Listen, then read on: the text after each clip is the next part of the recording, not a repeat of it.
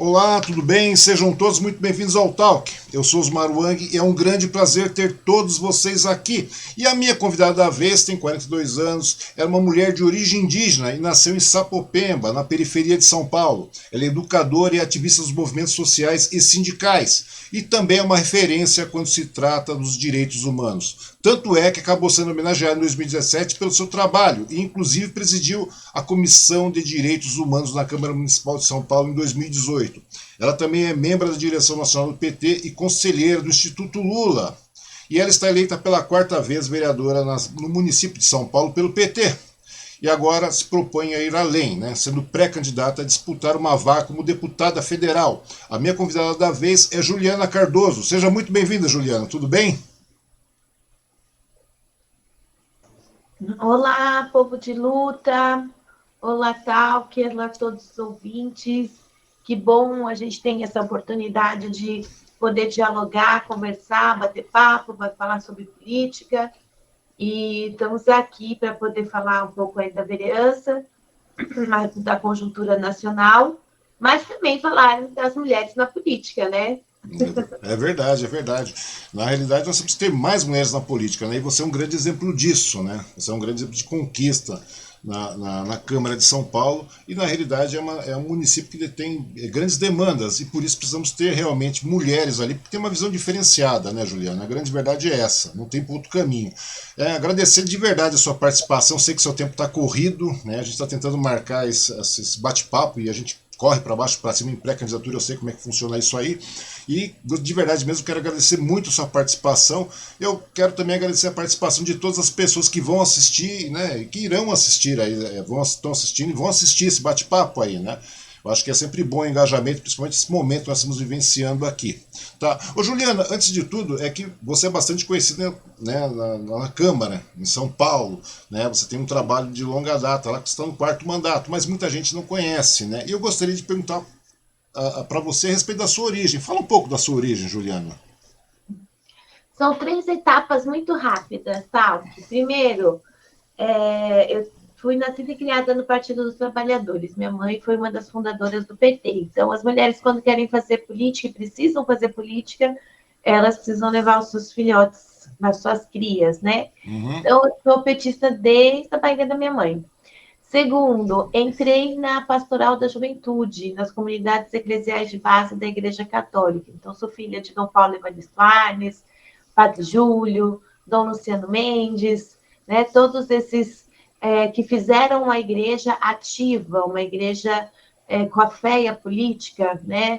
A igreja de ver, julgar e agir e trazer, né, para os nossos bairros, para a região do Sapopemba, da Zona Leste de São Paulo, Uhum. onde eu fui nascida e criada, o direito e a dignidade de a gente ter posto de saúde, de a gente ter creche, de a gente ter escola, de a gente ter saneamento básico, né, que é o Sim. mínimo para poder subir até a Avenida Sapopemba e pegar um transporte público que vinha já lotado da cidade de Tiradentes, que ainda não tinha não era tão lá no fundo da cidade de Tiradentes. Então, Uhum. é desse processo que as comunidades foram se organizando e divisa com os metalúrgicos, tal. Então, imagina, a luta, né, sempre foi muito intensa, porque ali do lado a gente tinha a Fazenda da Juta, que foi um lugar de uma grande ocupação popular, Uhum. em que o Estado vinha, ele não vinha para trazer política pública, mas ele vinha com a polícia para poder proteger uma terra privada, né? Sim. E, ao mesmo tempo, a gente, mais um pouquinho jovem, dos meus 16, 14, 16 anos, a gente teve um problema muito grande com um outro estado que também não vinha para poder ajudar a acolher, educar, ele Uhum. vinha para matar. E a gente tinha muitas mortes, né, Sim. de jovens que tinham o Esquadrão da Morte. Não sei se você Sim, lembra me desse. lembro perfeitamente. E a gente fez ali toda uma movimentação, mobilização para ter um centro de direitos da defesa, um centro de defesa de direitos humanos, e a gente conseguiu achar os mandantes e a polícia, os policiais que matavam, né, muitos jovens no final de semana. Então eu venho dessa história, né, dessa caminhada, dessas dores, mas acima de tudo dessas lutas e dessas conquistas. Uhum. E com 27 anos fui candidata a vereadora. Imagina, eu super jovem, não tinha nem sido síndica de prédio, candidata a síndica de prédio, para você ter uma ideia. Mas o nosso grupo achou importante vir uma mulher jovem, afro-indígena. Minha mãe, meus avós, por parte de mãe, são piauenses, minha mãe é negra, né? Uhum. Meu pai é indígena de Pois é. Mato Grosso do Sul. Pois é, isso que eu vejo que você realmente você frisa com veemência, né, a sua origem indígena, né? Eu acho que é muito importante mesmo a gente frisar isso, porque a gente está vivendo momentos críticos de verdade, né, com relação à questão de destruição da Amazônia, os povos originários, né? E é uma coisa muito complicada. Eu acho muito legal essa sua postura de realmente colocar sempre à frente também a questão da origem indígena. Eu acho que é muito importante realmente, né? Aquilo que você falou. E eu vejo que você tem essa postura desde o primeiro momento. Não é verdade? Desde 2008, quando você já assumiu, antes disso, no período de campanha, você já tinha essa postura, sempre teve essa postura, né? Ou seja, em nenhum momento você nega a questão da sua origem. Eu acho isso muito legal também. Exato. Então, nós somos terena de Mato Grosso do Sul, da cidade de Nioque. Porém, meu pai morreu quando eu tinha 6 anos, assassinado no Teotônio Vilela, nessa coisa de que ali era muito difícil, né? Era Uhum. muito troca de tiro, uma coisa horrorosa. Então, era um período muito difícil naquele momento na região do Sapopemba. Então, foram 6 anos. Meu pai sempre foi trabalhador, servidor público, enfermeiro do Hospital Tatuapé, enfermeiro do Hospital do Servidor Público. A minha mamãe também sempre servidora pública, trabalhou na Secretaria de Educação. Uhum. E depois, quando ele entrou o Maluf, ela falou: eu não fico no mesmo lugar que esse homem, vou me exonerar. E se exonerou e foi fazer outras coisas. E acho que foi ajudar o PT e ajudar as prefeituras, né? Foi em Santos. Esse final de semana mesmo ela foi para lá. Foi conversar um pouquinho ali com o pessoal de Santos, né? Para poder ver o que pode me ajudar aí nessa pré-candidatura. Então, Uhum. minha mãe é muito atuante também, né? E cheguei na Câmara e lá fico até esses 4 mandatos. Primeiro que eu queria falar uma coisa, tal, que antes de a gente falar sobre a importância, né, do entendimento do que são as mulheres na política. Sim. Até muitas vezes no meu próprio partido, né? O meu partido, quando eu fui ser candidata, era super jovem, eu era super tímida, quase não falava nada, e a minha vozinha é fina, né? Então, minha Uhum. voz mais jovem era mais fina ainda. E as pessoas olhavam para mim e falavam assim: essa menina, imagina, não vai ter nem 2.000 votos. E para mim foi muito bom ninguém tá me olhando, porque eles só esqueceram que a gente é um grupo que vem de base social, da igreja, das comunidades de base, né? Uhum. E eu me elegi literalmente dentro dessas comunidades com 30.607 votos. Que foi um feito na época, né? Porque na realidade Foi, você foi uma novidade, realmente. exato, e todo mundo, nossa, de onde veio essa pessoa? Veio da base, veio da articulação da luta popular, né? Então foi muito interessante, mas a única mulher, né, da bancada do PT. E até hoje permaneço a única mulher da bancada do PT, que é um desastre, no sentido de não ter representação de mulheres. E não é porque a gente não tem quadro. Nós Uhum. temos muito quadro de mulheres maravilhosas. E aí eu sempre fui tentando me espelhar, né, nas mulheres que já foram vereadoras da Câmara, como Luiz Erundina, Sim. Tita Dias, Irete Cardoso, Tereza Laiolo, entre outras mulheres que passaram pela Câmara Municipal. Eu pensava assim, não posso fazer menos do que elas, né? E não posso fazer dar abertura para que outras mulheres não se enxerguem nesse espaço do parlamento. E Sim. assim, a gente fez 4 mandatos. Olha que eu tenho mais projetos de lei do que o Bolsonaro, né? Pois é, vamos falar a respeito disso também, né? Porque eu fico pensando da seguinte maneira, né? Você com 27 anos foi eleita, 28 você assumiu. Como é que foi esse período, né? Para você sair à rua? Porque, querendo ou não, a gente vive num país ainda que existe aquela história, independente do partido, do PT, fora do PT, seja onde for, nós temos uma questão de um machismo estrutural muito grande. A gente sabe que a política sempre foi permeada pelos homens. Como é que foi em 2007? A grande verdade é essa. Nós estamos falando de, pô, né, nós estamos pegando aí 16 anos praticamente, né, 15, 16 anos. É muito tempo. Como é que foi esse período para você promover uma campanha? Né? Aquilo que você falou, era uma menina, né, de voz fina, tal, que passava despercebida, teoricamente falando. Como é que foi para você fazer campanha? Eu acho legal isso, sabe por quê? Porque você passa a motivar demais mulheres a participar da política, participar ativamente da política. A campanha em si foi muito interessante, porque as pessoas também querem o diferente, né? Querem mulheres, querem achar o caminho para. Qual que é a dificuldade que a gente tem? Era financeira, é financeira, né? Uhum. Enquanto outros já estão na lida há muito tempo com recurso, né? Inclusive dos nossos estão caminhando, as mulheres têm dificuldade de locomoção, têm dificuldade de chegar até os lugares, né? De abrir portas. No meu caso, é tal que eu falo que teve um grupo grande, né, ativo, que também já caminhava há muito tempo, que eu sempre digo que é um companheiro de muita luta, né, de muita garra, que é Adriano Diogo. Ele foi deputado estadual por um Uhum. período, né, foi vereador, foi deputado estadual, e o coletivo tinha essa coisa, olha, a gente precisa ter alguém que represente a gente na Câmara Municipal, que tem um pouco nossa característica, que é o pé no barro. Eu falo que vereador é vereador do povo. Para você ser vereador do povo, você tem que estar na rua, né? Sim. Então, era um grupo muito grande da igreja, né? E que tomaram para si essa candidatura. Então, tem que ter apoio, né? Tem que ter gente que dá a mão e segue junto, né? Sim. E foi isso que aconteceu. A gente foi. Eu só era conhecida em Sapopemba, na minha região, no meu pedacinho.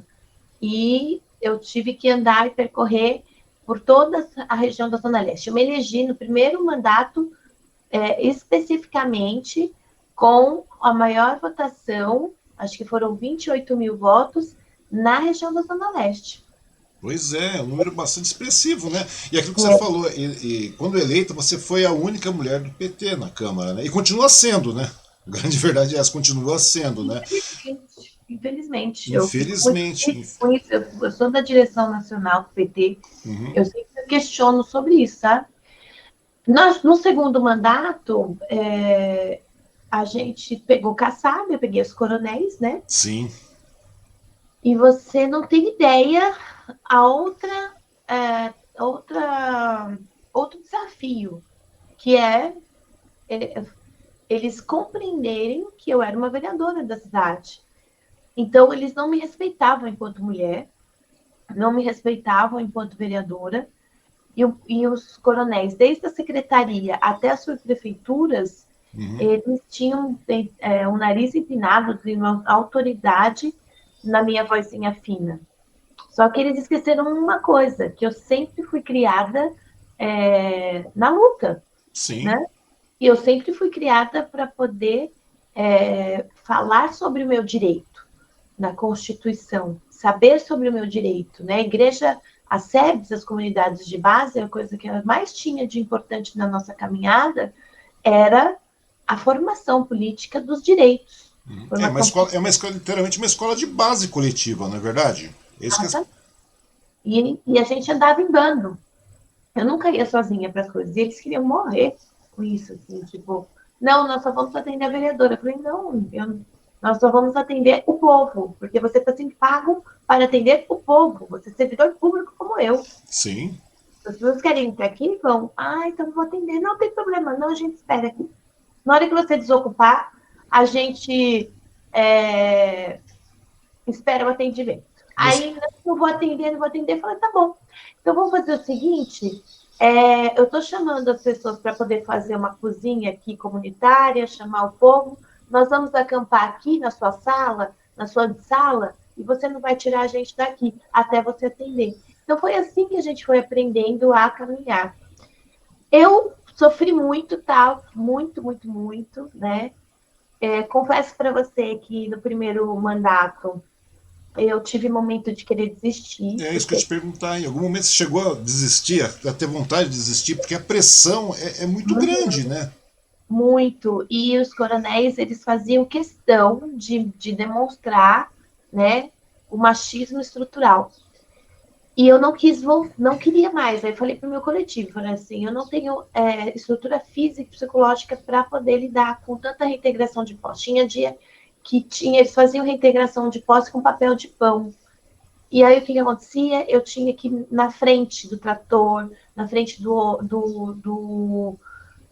da polícia, dizendo que eles estavam fazendo uma coisa era ilegal, né? Pedir ajuda da Guarda Civil Metropolitana, que muitas vezes não me ajudava enquanto vereadora, e eu dizendo para eles assim, olha, vocês têm que estar aqui comigo, porque eles estão fazendo uma coisa ilegal. Eles olhavam, mas vereadora, como nós vamos falar contra a polícia? Eu falei assim, não é contra a polícia, vocês estão favoráveis ao povo, Sim. né? E me enfiava dentro dos barracos para não poder o atrator vir, enfim. Ia mobilizando o povo para eles entenderem, gente, acorda! É Não é porque porque que aqui tem uma polícia militar, tem a prefeitura, eles estão incorretos, eles estão pela ilegalidade, não tem oficial de justiça, não tem ordem oficial era o terror para tirar. psicológico, né? Era o terror psicológico que eles acabavam impetrando em cima das pessoas, né? De forma Então, coletiva. aí você tem que chacoalhar o povo. Aí quando eles entendiam, eles só entendiam quando eu ia para a linha de frente. Aí eu falei assim, se a Juliana tá indo, então nós vamos. E É, eu ia. Mas foi muito difícil. Então, quis desistir, porque era muito pesado para mim. E aí, as mulheres, né, feministas, porque na igreja tal que não se fala sobre o feminismo, sim. né? Se fala sobre a luta das mulheres. E tem uma diferença bem grande, né, do que é o entendimento desse machismo estrutural, Uhum. né?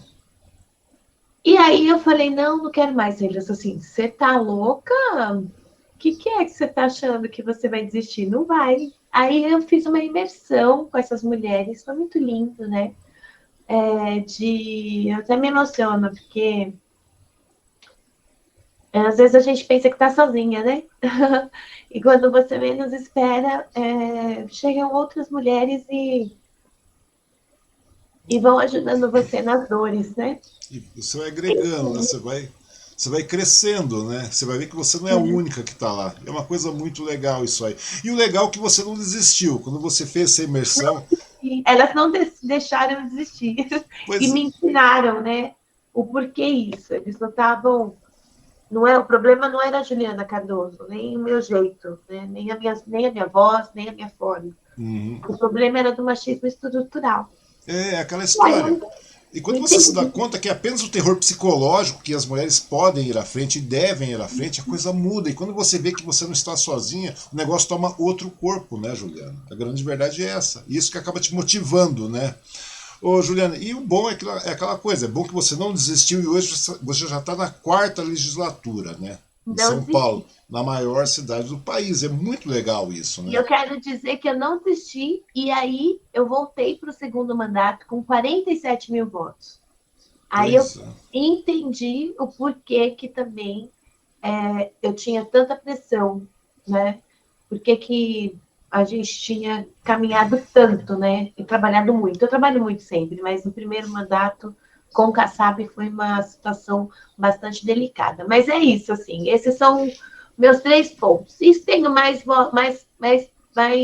projeto do que o próprio Bolsonaro. Nós temos apresentados leis, 393 projetos de lei apresentados, temos 114 projetos de lei aprovados, que são lei, e não é nome de rua, são Pois é. legislações como casa de parto, como jovem trabalhador, É exatamente cultura isso. viva, Conselho Municipal Indígena, aí passa por todas as atuações de políticas públicas que você possa pensar, o mandato tem um projeto. Uhum, é por isso mesmo, né? Por você estar na quarta legislatura, eu vejo que você é uma pessoa bastante combativa, você dialoga, você vai para o enfrentamento, né? Eu gostaria então que você falasse um pouco, Juliano, das suas propostas, as conquistas que você obteve junto à Câmara Municipal, porque é realmente muito complicado, né?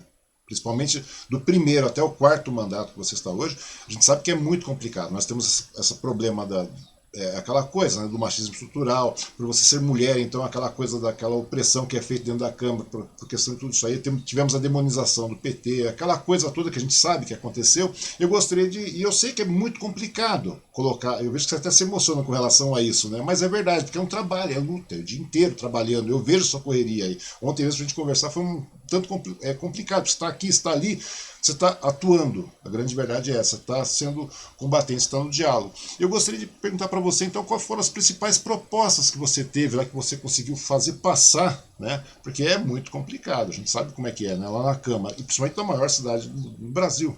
São Paulo é isso, não tem por onde. É uma responsabilidade enorme. Eu sou um vereador, uma vereadora. Não, não é. Você é vereador da maior cidade do país. Não é verdade? A responsabilidade, o peso é muito grande.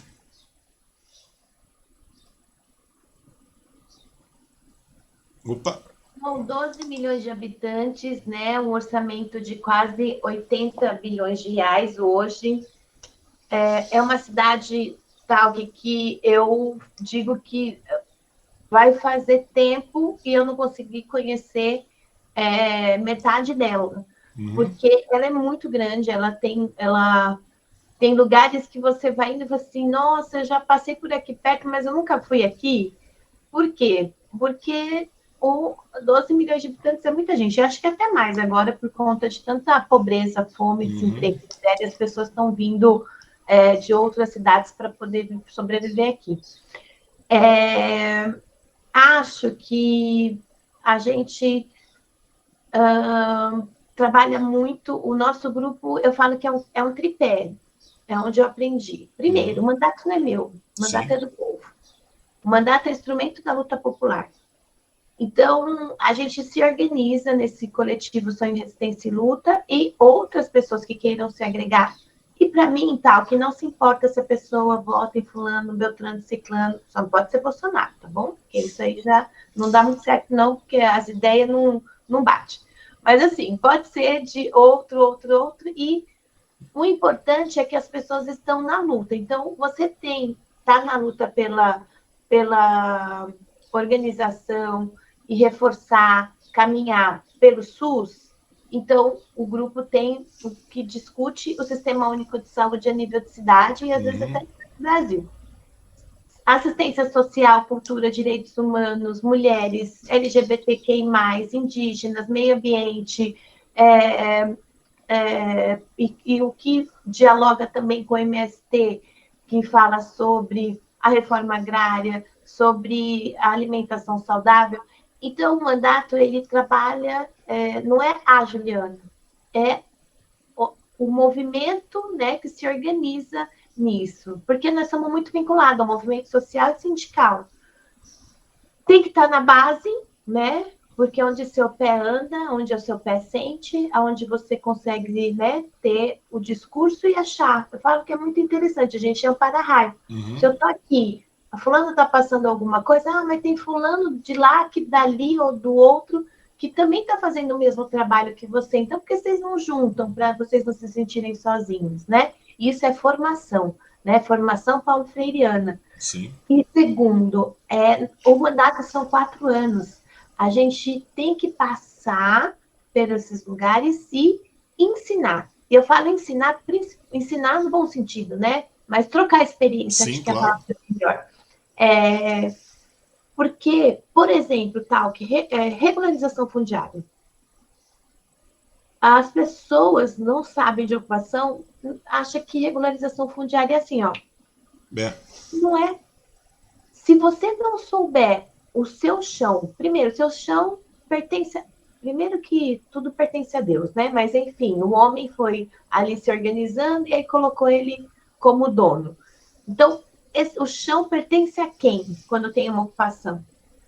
É da prefeitura, é particular, é não sei o quê, enfim. Então, as pessoas têm que saber qual é o seu chão. Sabendo o seu chão, quais são os procedimentos jurídicos? Ou os procedimentos administrativos para que você possa regularizar aquela terra, para que depois aquela terra entre, né, a iluminação, a água, o esgoto. Tem toda a infra necessária. Exato. Isso não é tão rápido. Mas se você não souber o que você está falando ou com quem você tem que falar da prefeitura. Ah, tem que falar da prefeitura, ok. Prefeitura tem subprefeitura, tem secretaria, tem diversas, a Câmara tem orçamento, a Câmara tem plano diretor, o seu espaço está vinculado a alguma zona de interesse social, ou seja, área de habitação popular. Então, tem toda uma caminhada que tem que as pessoas compreenderem isso, porque eu passo e eles continuam. Então, se eu não me eleger, não vai ser qualquer outro que vai chegar lá e falar assim: olha, pode deixar, fica tranquilo que eu vou regularizar a sua terra. Se você não tiver informado, você vai acreditar. É verdade. Então, isso também faz parte desse mandato, do entendimento de ter formação, de as pessoas saberem qual é o seu chão. Ah, eu quero aqui uma casa de cultura. Ok. Aonde? Aonde que vai ser a casa de cultura? É espaço público? Onde está o orçamento? É orçamento? É a Juliana que vai fazer isso? A Juliana vai estar junto para poder assessorar. O vereador não é nariz empinado, o deputado não pode ser nariz empinado. Pode ajudar na sua experiência a fazer essa troca. Uhum. E o interessante, Juliana, é que quando você gera esse tipo de consciência no coletivo, nas pessoas, né, nas comunidades e por aí vai, né, você acaba entrando em vários embates. A grande verdade é essa, porque o problema maior, muitas vezes, aí a gente vê na questão do pessoal fazendo essa opressão toda, é com relação à conscientização. A partir do momento que você começa a gerar conscientização, né, você fica tomando essas bandeiras à frente, você encontra muitas dificuldades, né? Você vai para muito embate, porque a partir do momento que o pessoal tem consciência, o pessoal sabe o que deve fazer, como deve fazer, né? Porque daí é como você falou, não é questão da Juliana, o vereador tal, A, B, C, mas é a implementação da consciência, né? Consciência política, consciência de direitos. Isso aí se torna muito complicado. Aí você entra em muitos embates. Já teve muitos problemas com relação a essa questão de você conscientizar e vir aquele contra-ataque em cima de você? A consciência de classes faz parte da minha vida. Não, eu fui educadora social, né? Eu sou formada em gestão pública. Não, eu sou uma servidora pública. Servidora pública que eu falo, eu não sou funcionária pública concursada. Sim. Eu sou servidora pública porque o cargo que que eu fui votada, eu recebo dinheiro público. Sim. Todo mandato recebe dinheiro público. Então, nós somos servidores. Sim, é verdade. Então, o servidor precisa ajudar as pessoas a compreenderem seus direitos. Se todo o povo brasileiro tivesse a compreensão dos seus deveres, por óbvio, que às vezes eles sabem mais os deveres do que os direitos. E se eles tivessem consciência dos direitos, a gente não estaria passando pelo que a gente passa, tá? É verdade. A gente não estaria passando por esse governo genocida, esse governo, né, que mata as pessoas, que faz a gente passar fome. O povo brasileiro, a classe trabalhadora, passar fome, né? Então, eu acredito que a consciência de classes te dá toda a condição de compreender qual é o seu lado. E te dá toda a compreensão de não cair no canto da sereia. Sim. Porque o parlamento, ele é sedutor. Se você não tiver lado. Pois é. Você está falando com relação à consciência de classe. Você acha que agora, vamos voltar a São Paulo, né, uma situação aqui, você acha que essa consciência de classe começou a aflorar esse momento de desgraça que nós estamos vivenciando no país inteiro aí? Né? A gente vê que o governo do estado de São Paulo, na gestão do Dória e do Rodrigo Garcia, no caso, a gente sempre viu que foi uma gestão marqueteira da coisa, né? Tanto que o cara foi eleito em cima esse mesmo populismo aí. Você acha que começou a cair um pouco a ficha da população com relação à questão dessa consciência de classe? Opa, nós estamos aqui, eles estão do outro lado. Você acha que começou a mudar essa história aí? Porque. Desculpa. Não, sim. É que dá um delayzinho. A consciência de classe, não. Você de classe demora para as pessoas entenderem. Você acha que teve um respingo de consciência de classe ali? Opa, o negócio. Eu acho que as pessoas estão sentindo dores. Dor da fome, dor da miséria, dor da falta de emprego, da falta de perspectiva de vida, da falta de educação, de qualidade, de chegar no posto de saúde e não ter o remédio, de chegar no posto de saúde e não ter o ginecologista, o pediatra, o médico geriatra ou o médico que precisa atendê-la. E aí, quando tem o médico, não tem o próximo passo que é para fazer o exame. E depois, quando tem, demora 1,5 século, quando ele consegue fazer o exame, ele volta, é outro médico e pede outras coisas. Então, a consciência de classe, ela ainda não está, porque se ela tivesse, é o seguinte, cabra, é o seguinte, se o SUS tem dinheiro, eu não vou brigar com a mocinha, a gerente do posto de saúde, que coitado, porque ela está ali, ela está recebendo o povo. Aí ela fala assim, gente, não tem dinheiro, não tem um remédio. Mas é ela que compra o remédio? Não. Quem compra o remédio é o bendito do secretário de saúde junto com o prefeito. A pessoa não vai brigar nem com o prefeito, não sabe nem quem é o prefeito, muito menos quem é o secretário de saúde. E muito menos entender que aquela gerente ou aquele gerente, né, não tem nas mãos dele, a não ser fazer o pedido para poder chegar à medicação. Então, essa consciência demora das pessoas entenderem qual é o seu direito. Elas não têm compreensão que, assim, sabe por que está faltando, faltando remédio? Vou contar. Porque o senhor Bolsonaro congelou, junto com o Temer, 24 anos de dinheiro do governo federal.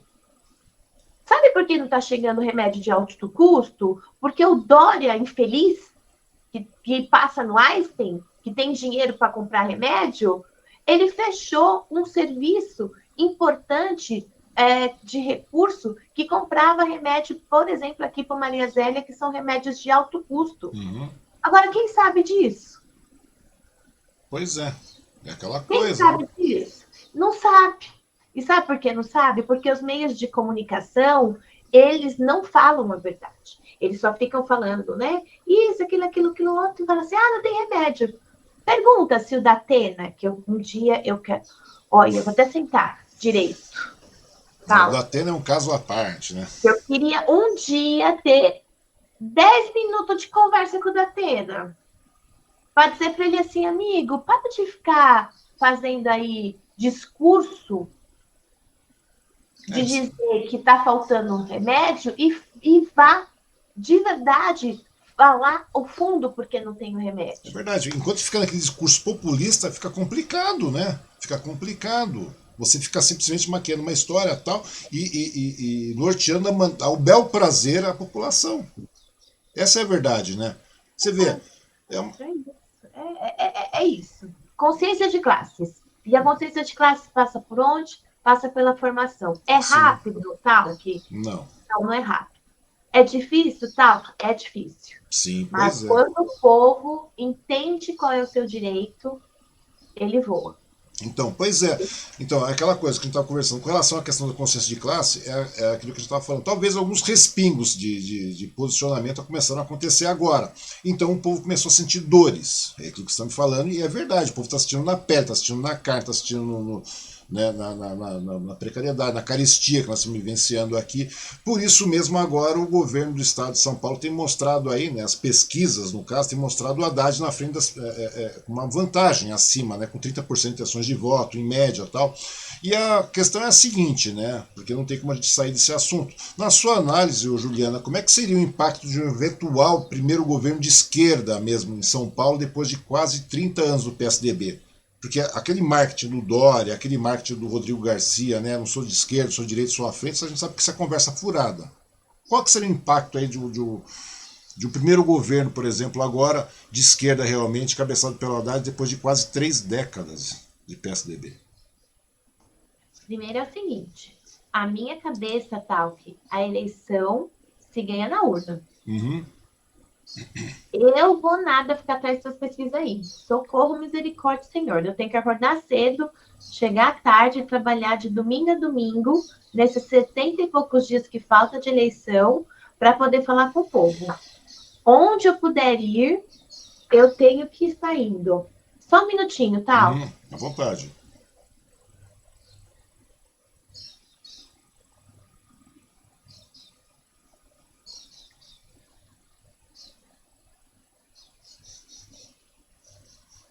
É que já estamos precisando nos despedir aqui. Uhum. Mas só para poder responder um pouquinho a isso,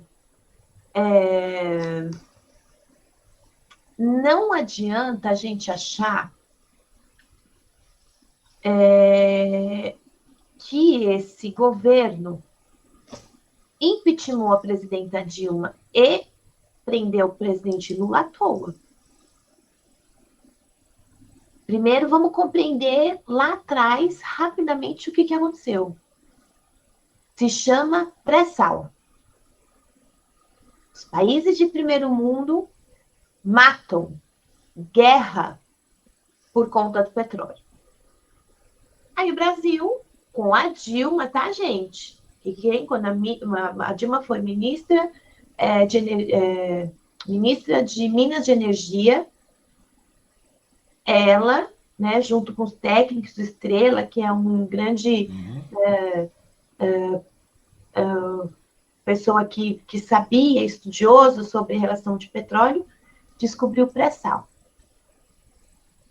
O pré-sal, Talc, é uma das maiores riquezas. Ele é, sei lá, quantas vezes mais riqueza do que o petróleo. Sim, são várias bacias. E a gente descobriu uma riqueza. O Brasil é muito rico, né? A gente já tem a Amazônia, enfim, mas essa era uma das maiores riquezas. Aí o país de primeiro mundo falou assim, opa,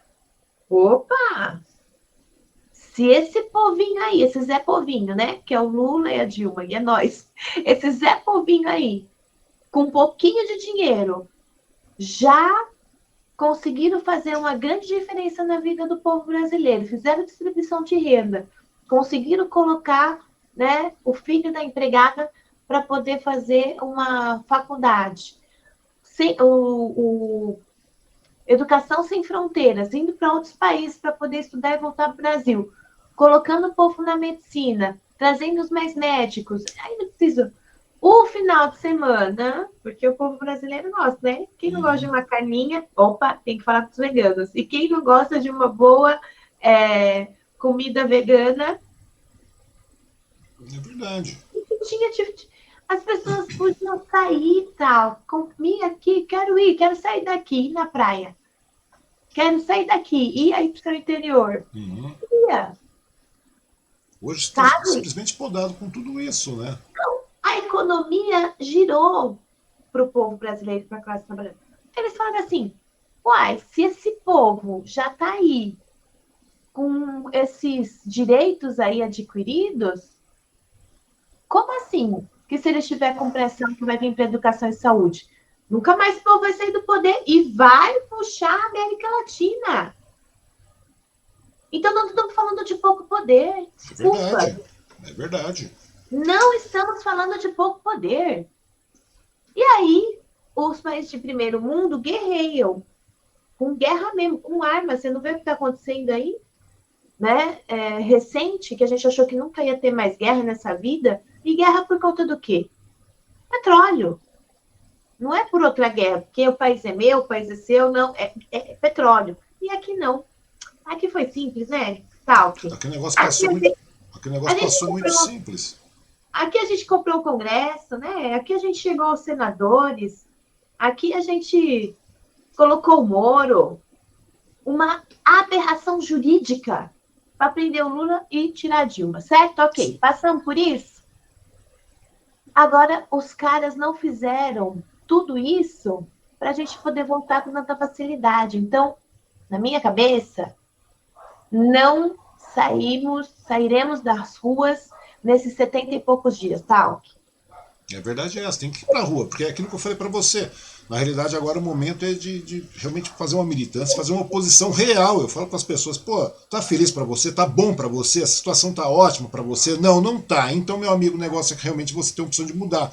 Porque não tem como você avaliar a gestão do atual presidente, né? Porque você vê toda essa milícia que foi montada, toda essa estrutura que foi montada, todo esse golpe realmente internacional até, foi montado para realmente chegar a eleger um cara que nós temos aí hoje como presidente da República. Se você verificar, o cara não teve nada, o cara ficou 30 anos coçando literalmente no Congresso, entendeu? O cara foi eleito sequencialmente dessa maneira, né? E o cara não prometeu nada, tal, etc. E as pessoas realmente, em cima dessa mídia, em cima dessa narrativa, acabaram elegendo esse cara. Porque não existiram propostas, o cara não chegou a cumprir nenhuma proposta.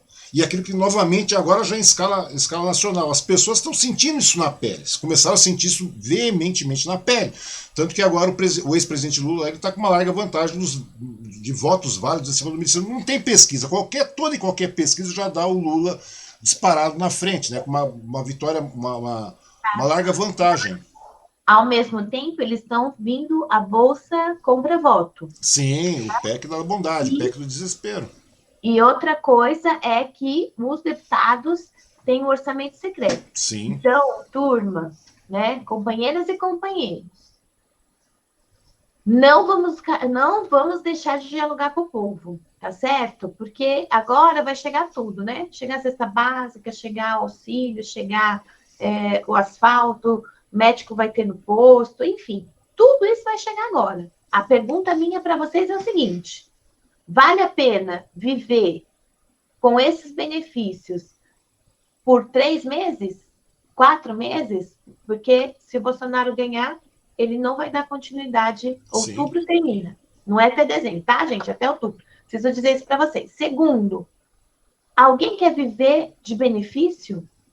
O povo quer ter emprego, Talk. O povo quer ter trabalho, quer ter renda, quer pagar suas contas, quer ter o seu filho na escola pública e quer ter seu filho numa escola pública de qualidade. A gente quer chegar no posto de saúde e ter o ginecologista. A gente quer chegar no posto de saúde e ter o pediatra. A gente quer chegar no posto de saúde e ter o geriatra. A gente quer chegar no posto de saúde e ter remédio. Pois é. Tá bom? Então, gente, não titubeiem. Não titubeiem. Conversem. Conversem, falem, busquem esse diálogo do voto. E, tal que eu preciso ir, já vou fazendo aqui minha linha final. Gente, não adianta eleger o Lula e não adianta eleger o Haddad sem o time. É verdade. O time novo. O time que é para ganhar o jogo. Não adianta. Não adianta vocês falarem assim, vou eleger o Lula, ele vai ser a fada madrinha e vai resolver o Brasil. Não vai. Com a PEC agora, com essa PEC dos benefícios, PEC do desespero, você imagina o problema. Se o cara, porventura, se o genocida, o psicopata fosse eleito, tá tudo certo, dane-se, ele vai tratar da mesma maneira. Ah, mas é o Lula que vai ganhar. Não tem problema, na cabeça desse cara, dane-se, é o Lula.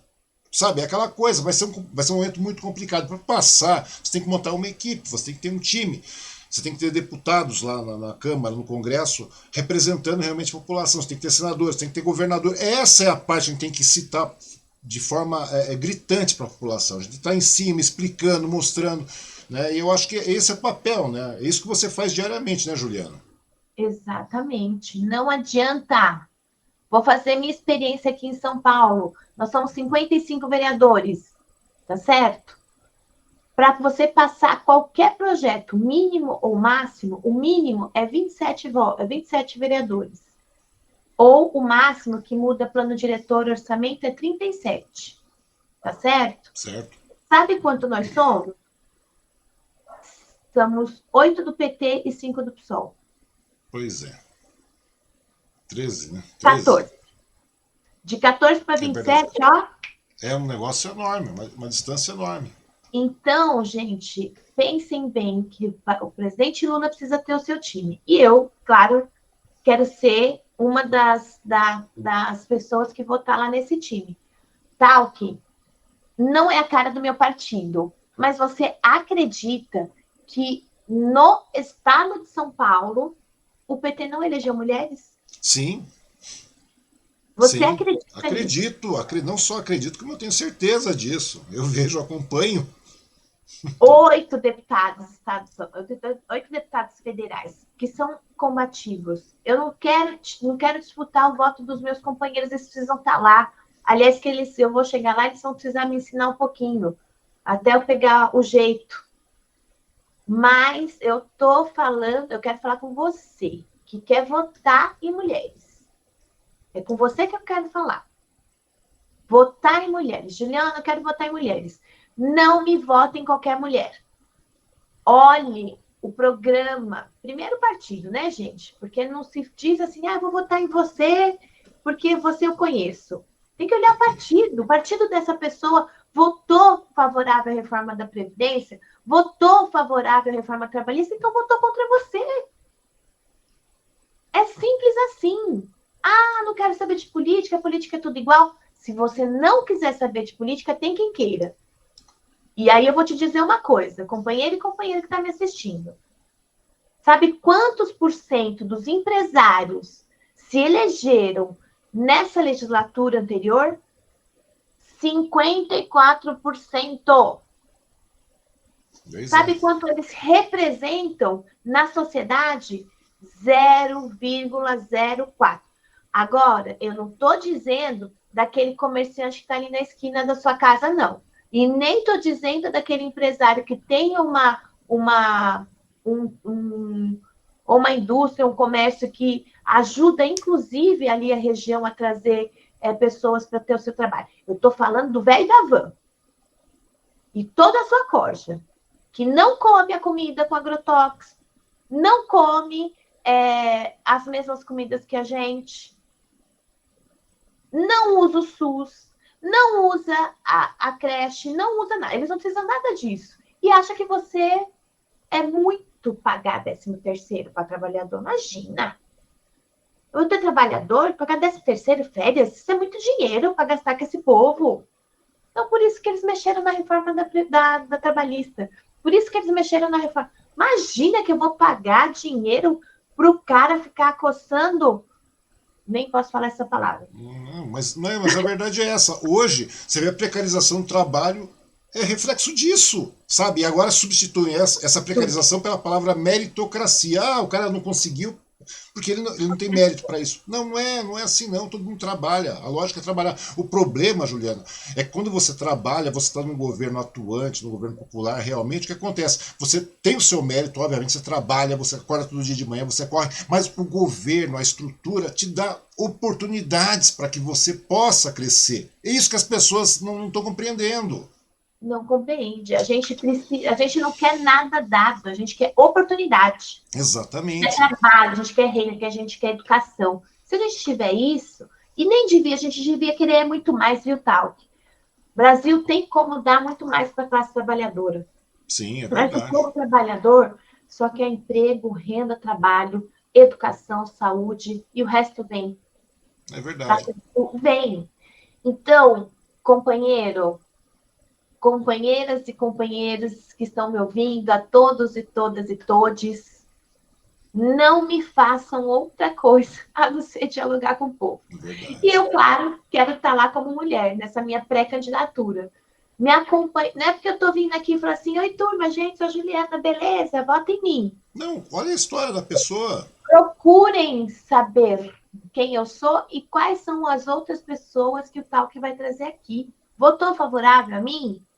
Votou favorável à política pública? A mim que eu falo do povo. Eu sou povo, tá, gente? Eu, depois de ser vereadora, eu vou voltar, se não ganhar a eleição, volto para a CLT. Eu vivo do meu trabalho, tá certo?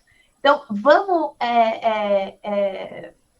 essa pessoa votou favorável dos meus direitos? Bora junto. Conhece o histórico da pessoa, conhece o histórico do candidato em questão. A verdade é essa, não tem outro caminho. E dizer que as mulheres precisam estar na política. Não é qualquer mulher. Sim, é verdade. Não é qualquer mulher. Pois é aquela coisa. Vamos começar a ter consciência, direita, né? Mulheres de direita e de extrema-direita não serve para nós, para nossa classe social, não serve. Então prestem atenção. Sabe o que eu costumo dizer, Juliana? Eu acho que na esquerda, no centro, na direita, sempre vai existir diálogo. O que você não pode deixar acontecer é existir essa extrema direita, que já na realidade é fascismo que a gente está vivendo. E tem um detalhe, né? Aquela coisa que você falou. E realmente começar a verificar a história da pessoa, verificar também a questão de comprometimento, porque hoje está muito mais do que necessário. A gente está vendo a situação que está rolando no país, a gente está chegando em vias de fato, é uma coisa muito complicada. E eu acho que hoje a gente tem que realmente verificar as pessoas que realmente estão dispostas né, atuar pelo coletivo, porque a grande verdade é essa, né? Por isso que você falou, começa a verificar a história da pessoa, conheça o seu candidato. Mulher, opa, muito bem, mas não é qualquer mulher. Né? Vamos pesquisar, vamos olhar, eu acho que é bem por aí, tá bom? Juliana, de verdade, eu sei que seu tempo está muito corrido, você já deve ter uma agenda corrida aí, e eu agradeço demais a sua participação, tá bom? Agradeço a todas as pessoas também, e estou aqui também desejando sorte na sua caminhada, na sua empreitada aí, tá bom? Obrigado, Talk. Gente, acompanhe as minhas redes sociais, tá bom? Ao contrário do povo bolsonarista, que eles têm muita questão na rede, os algoritmos nos esconde. Esconde candidatos de esquerda, esconde mulheres combativas. Então, entre nas nossas redes sociais, que depois o Talk vai deixar aí para a gente registrado. E se quiserem ajudar nessa pré-candidatura, nós estamos precisando de muita ajuda. Afinal, a votação expressiva para a gente poder chegar na cadeira é muito grande e a gente só vai conseguir se pessoas como vocês enxergarem a gente, enxergarem outros companheiros e outras companheiras para a gente poder fazer essa caminhada, essa travessia que é estreita para a gente poder ajudar não só o presidente Lula, mas aqui no estado também ajudar o nosso pré-candidato a governador Fernando Haddad. Gente, um beijo, fiquem bem, Talk. Muito obrigada pela oportunidade e em outro momento a gente vai estar junto aqui para poder... Estaremos sim. De verdade, Juliana, muito obrigado a todos que acompanharam nosso bate-papo, tá bom? E vamos lá, todo mundo olhando, dando visual, conheça o candidato, assim como a Juliana falou, tá bom? Eu conto com vocês até a próxima. Um grande abraço a todos e até mais.